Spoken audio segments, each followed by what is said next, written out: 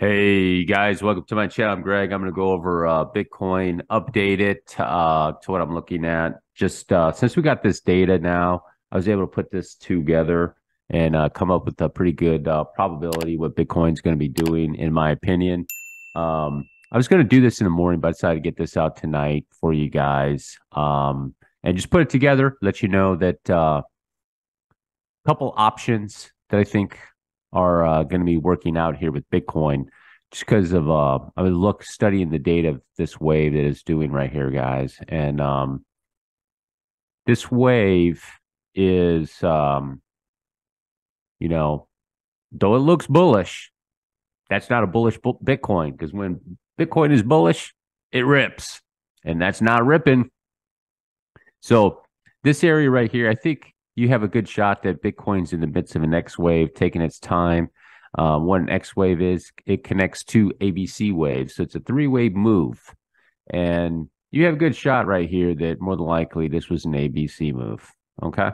It's a one-to-one move. You can check the fibs on it. It's pretty straightforward. ABCs are one-to-one. So length of A and the length of C and the length of A are more or less about equal in size.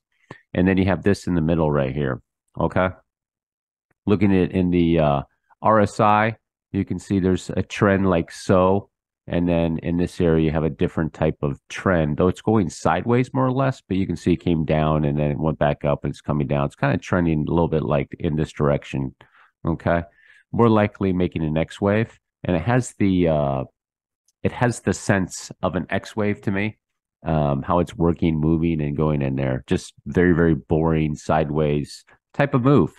So what does that mean? If that is an X wave, then more than likely you're going to have another one of these right over here, wherever it's going to end. Okay. Making a complete WXY like so. Okay. Wherever the X is going to end, and then you have a WXY. All right. Like that. Now, more than likely, it's going to be a one-to-one or somewhere in that area, doing a counter trend move like this. So wherever the X is going to end up, let's just say it ends right there. You see how I have the Y right there at a one-to-one at the top of that trend line. That's a really good shot. It could go up there, and that could. Well, this is going to take up most of the time. Okay, it's a time waster right now for this X wave in the middle. It's a connector wave. What a connector wave is you have a leg here, then you have a connector wave, which is this leg, and then you have another leg similar to this leg will be over here. Okay, so that leg in the middle, or the X wave or B waves, are called connector waves. Okay, and I have this descending wedge. So let me show you guys something what I put on here.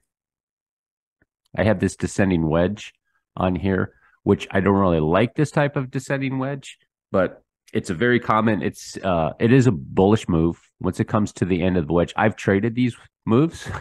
I did on eGold a little while back. Came into a smaller version of a descending wedge, and they pop out of there. If it goes bullish or whatever it does, they do eventually pop out of there, 70% of the time. So with this descending wedge, I'm gonna take it off log and I'll show you that I have the more of it connected on linear here. So you can see that how it's all connected to that area. Okay. So I'm going to put it back on log and I'll show you that more than likely with this wave structure, I'm going to make a change to the count on Bitcoin. It did, making it just an extended Y wave of a WXY and the overall structure. So in this area, this is a 1, and more than likely this is a 2. The reason I'm going to call that a 2, this whole thing the 2, is that if you see here in the RSI peak on the 12-hour, it took that out, okay? Even though that's higher right there, okay? It took it out right there in that third wave, and it went up a little bit more, making that divergence, okay? Telling you this area was the short. I actually missed this short on Ethereum right here. Unfortunately, I missed that one. So, and then it came down. So that's why I'm going to call that a 2.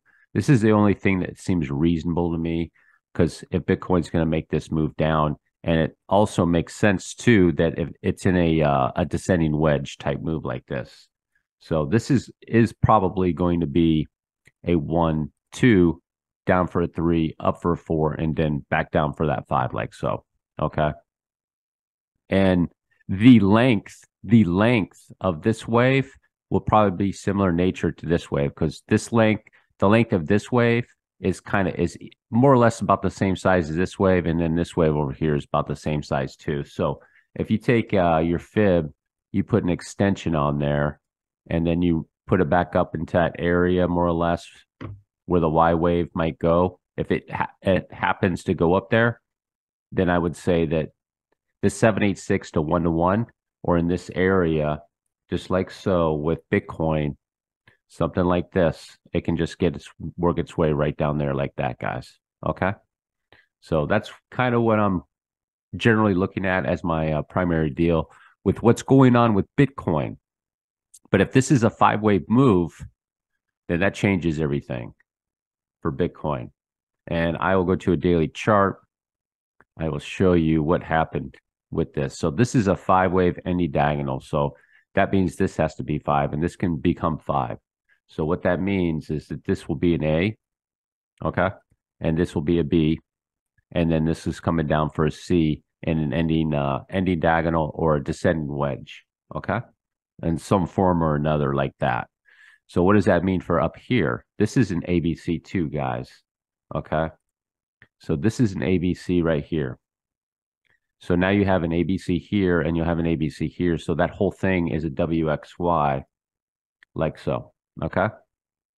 This is your WX, and it's coming down for a Y. And I know that Y wave looks massive, but Y waves can't extend like that, guys. They can't. So the target normally is 1.38 on a Y wave, but they can go to 1.618. And if you stick it in that general area right about there, let me make sure I have this on there correct. Just a second. So generally the 1.618 comes right to that area too, guys. Okay. Y waves don't go this deep. They can't, well, typically anything beyond 1.618, you have to reconsider something else. But that 1.618 out of that, between the Y leg is 1.618 times the length of the W wave. Okay. So that's the deal with that. And that's more than likely, in my opinion, right now, the highest probability count for Bitcoin, and to finish right there. All right. It doesn't appear so that it's going to be making it to 10,000. It looks like probably 13,500. And it does have confluence. So I'm going to show you some confluence with that too, just based off trends. Okay, so if I put it off log, and you can see this trend right here, I put it all along there and went in this area, went through on a wick over there, and then you bring the trend right over here. You have that confluence with it coming down right to this area. Okay, and then also this trend right here, you bring it over. It's right on top of that wave, right for this area right to here too. Okay. And then also, I'm going to put it back off log.